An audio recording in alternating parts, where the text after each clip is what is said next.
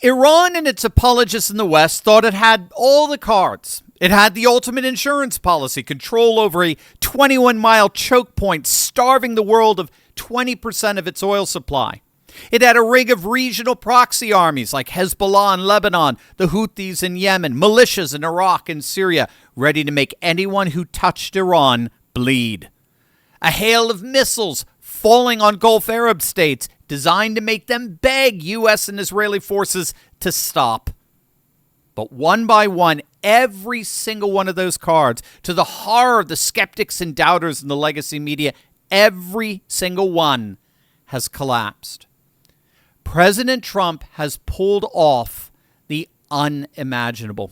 Stick with me to the very end of this video because I'm going to break down exactly how Iran has been completely encircled militarily, economically, and diplomatically, and what just happened that promises to be the most decisive blow to the Iranian regime in 47 years. You're not going to want to miss this.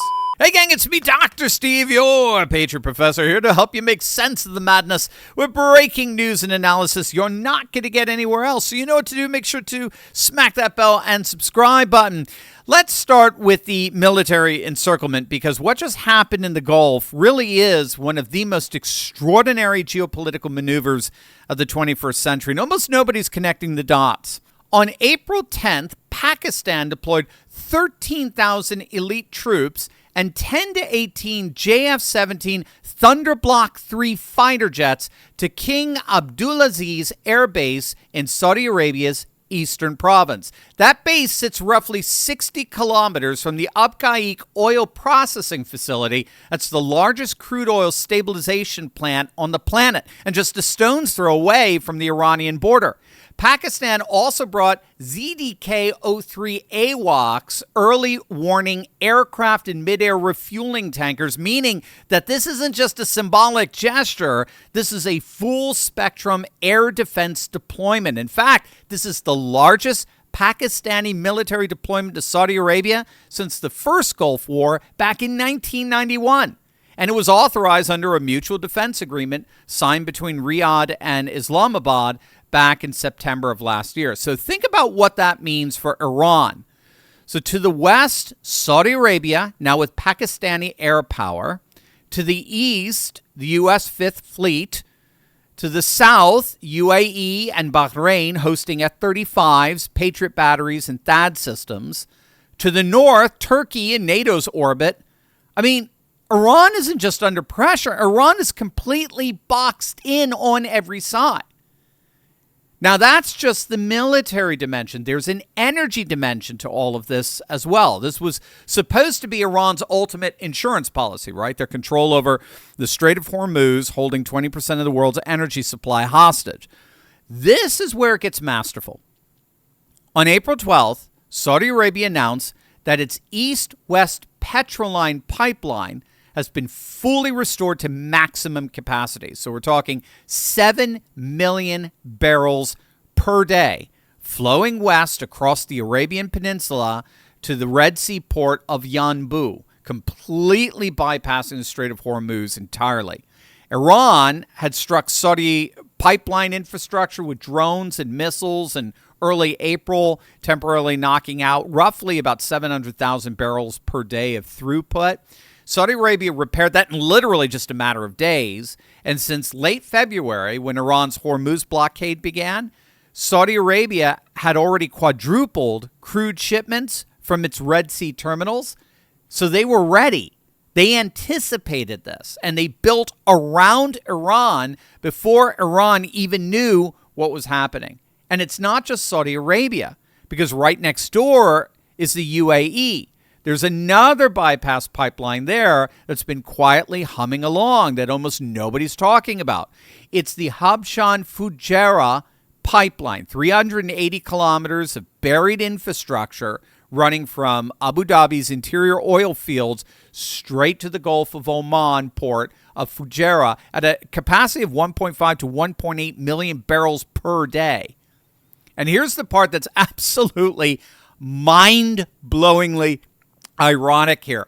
That pipeline, I kid you not, that pipeline was built by Chinese companies. specifically the CPECC, which is a subsidiary of China's state-owned CNPC, the China National Petroleum Corporation. China, if you don't know, China is Iran's most important ally in all of this. China is the regime's single biggest oil customer, buying 80% of Iran's exported crude. I mean, China was basically the chief financier of Iran. And in what's turning out to be the biggest backstab of them all, China built the very pipeline infrastructure that allows the Gulf states to route their oil around the Strait of Hormuz and completely neutralize the one card Tehran thought it had. You can't make this stuff up. In trying to weaponize Hormuz, Iran incentivized its own neighbors with Chinese labor and Chinese capital to render Hormuz irrelevant. That's not just strategic failure, gang. That is civilizational self-destruction. And if you could believe it, it gets even worse. But first, the stock market and its relation to Iran. As many of you know, President Trump gave Iran a hard deadline to reopen the Strait of Hormuz, and they blinked. We got the ceasefire. The strait is reopening, all the while Iranian ports are getting blockaded by U.S. naval forces. And the market responded immediately. The Dow surged nearly 1,400 points in a single day, and oil prices plummeted. That's what happens when you have a president who negotiates from strength instead of weakness. But remember, negotiations are still happening, oil prices are swinging, and while the mainstream media is busy debating the politics of all this, smart investors are looking at the opportunities. And when I have questions about what's really going on in the markets, I reach out to a good friend of mine, Mark Wilburn of Neos Capital. Mark has been trading for nearly 20 years, and he has an incredible track record of calling major market moves before they happen. In fact, last year, he called out 141 trades, and 78% of those were winners.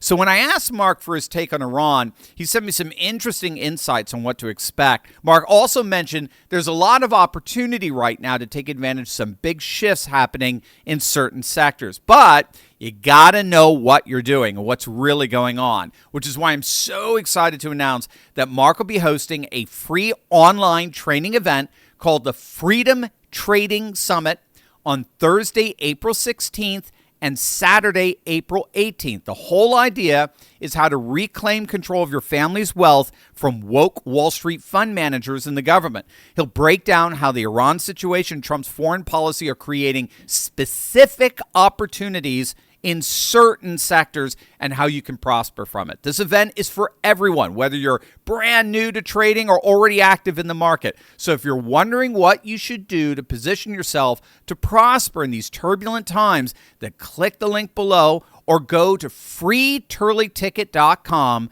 to claim your spot. Mark's agreed to open up registration for free for all our listeners because he wants to support patriots just like you. Go to freeturleyticket.com right now to reserve your spot April 16th and 18th. You're going to absolutely love it. China gets 40% of all of its oil through the Strait of Hormuz. 40%. Every single day that Hormuz stays contested, China's industrial machine is squeezed, it's burning through reserves, and it's scrambling for alternatives. And guess where those alternatives are? America. American crude, American LNG. Tanker tracking data is already showing roughly 600,000 barrels per day of U.S. crude flowing to China. That's $10 billion a month at current prices. China's being forced, kicking and screaming, back to American energy markets. So think about the full picture that Trump has engineered here. He's simultaneously destroying Iran's nuclear program. He's eliminating its Hormuz leverage. He's encircling it with Gulf coalition forces, and he's forcing China to buy American oil. This is happening at the same time that Iran's military has been completely decimated and their armed proxies throughout the region completely neutralized.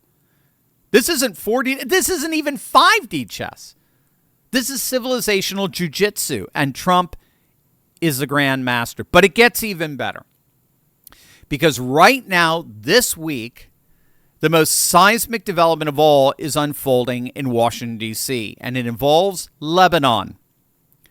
On April 13th and 14th, Israeli and Lebanese envoys held their first direct, high-level diplomatic talks since 1993 in over 30 years, brokered by the United States, particularly Secretary of State Marco Rubio.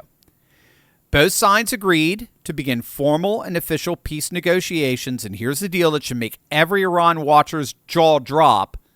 The Lebanese government has reportedly offered Israel extensive cooperation in totally neutralizing Hezbollah as part of a prospective deal. Remember, the Lebanese government officially declared Hezbollah a banned organization in Lebanon, but their military is not necessarily enforcing that ban. Well, now that government, that Lebanese government, will work together with Israel to fully and finally eradicate them. And you've just got to let that sink in.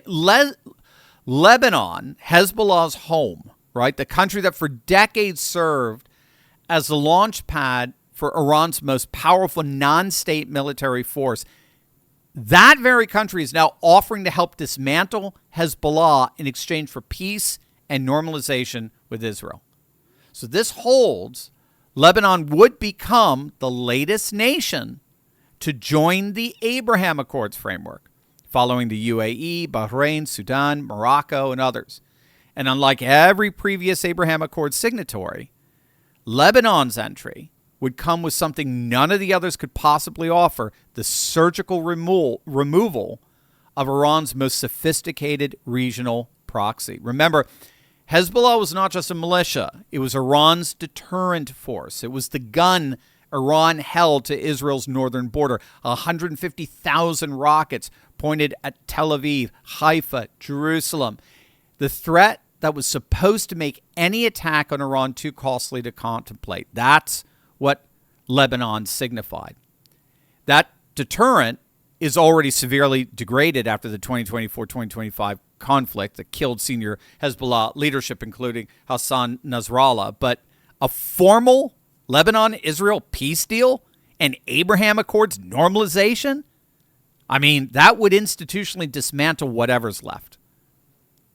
Iran wouldn't just lose a proxy army. It would lose the concept of that northern front against Israel forever. So now let's zoom out and see the full strategic picture here, just how astonishing this 5D chess mastery really is.